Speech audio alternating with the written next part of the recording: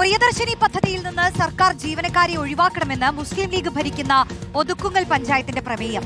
League അംഗം AK ഖമറുദ്ദീനാണ് പ്രമേയം അവതരിപ്പിച്ചത്. സ്ഥിര വരുമാനവും ആനുകൂല്യങ്ങളും കൈപ്പറ്റുന്നവരെ പദ്ധതിയിൽ ഉൾപ്പെടുത്തിയത് പുനഃപരിശോധിക്കണം. സ്വകാര്യ ബസ് മേഖലയിലെ പ്രയാസങ്ങൾ പരിഹരിക്കാൻ ആവശ്യമായ നടപടി കൈക്കൊള്ളണമെന്നും പ്രമേയത്തിൽ പറയുന്നു.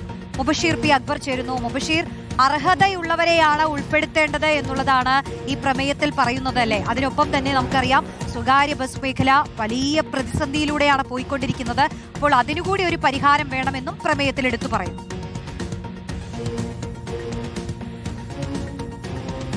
അതെ റോഷ്നി, ഇക്കാര്യത്തിൽ പ്രിയദർശിനി സർവീസ് അനർഹരായിട്ടുള്ള നിരവധി ആളുകൾക്ക് ലഭിക്കുന്നുണ്ട്. അത് വലിയ രീതിയിലുള്ള പ്രശ്നങ്ങൾ ഉണ്ടാക്കുന്നതായിട്ടുള്ള അഭിപ്രായങ്ങൾ സമൂഹത്തിന്റെ വിവിധ കോണുകളിൽ നിന്നും വന്നുകൊണ്ടിരിക്കുന്ന ഒരു പശ്ചാത്തലത്തിൽ കൂടിയാണ് മലപ്പുറം ജില്ലയിലെ മുസ്ലിം ലീഗ് ഭരിക്കുന്ന ഒതുക്കുങ്ങൽ പഞ്ചായത്ത് സമാന സ്വഭാവത്തിലുള്ള ഒരു പ്രമേയം ഇപ്പോൾ അവതരിപ്പിച്ചിരിക്കുന്നത്.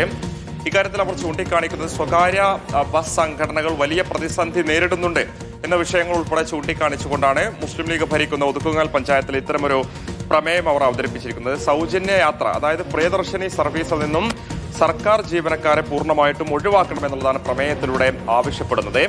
ഇക്കാര്യത്തിൽ പദ്ധതി പുനഃപരിശോധിക്കാൻ ആവശ്യപ്പെടണമെന്നുള്ളത് മുസ്ലിം ലീഗ് ചൂണ്ടിക്കാണിക്കുന്നുണ്ട്. പ്രമേയം അവതരിപ്പിച്ചത് ഈ ഒതുക്കുങ്ങൽ പഞ്ചായത്തിലെ 23-ാം വാർഡിൽ നിന്നുള്ള മുസ്ലിം ലീഗിന്റെ അംഗം കൂടിയായിട്ടുള്ള AK ഖമറുദ്ദീനാണ്. സ്ഥിര വരുമാനവും മറ്റ് ആനുകൂല്യങ്ങളും കൈപ്പറ്റുന്നവരെ പദ്ധതിയിൽ ഉൾപ്പെടുത്തിയത് സാമൂഹ്യ നീതിയുടെയും വിഭവങ്ങളുടെ കാര്യക്ഷമമായ വിനിയോഗത്തിന്റെയും പശ്ചാത്തലത്തിൽ പുനഃപരിശോധിക്കണമെന്നുള്ളത് ആവശ്യപ്പെടുന്നുണ്ട്. പൊതുവിഭവങ്ങൾ മുൻഗണനാക്രമത്തിലെത്തിക്കാനുള്ള നയപരമായുള്ള സമീപനം സ്വീകരിക്കണം.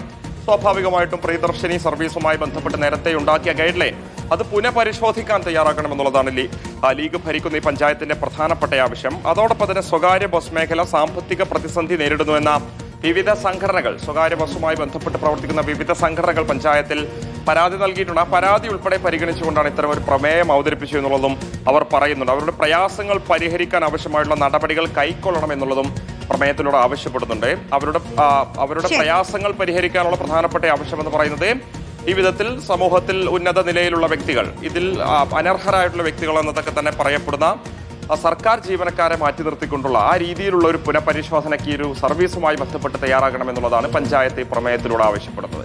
ശരി, മുബഷീറാണ് വിവരങ്ങൾ നൽകിയത്.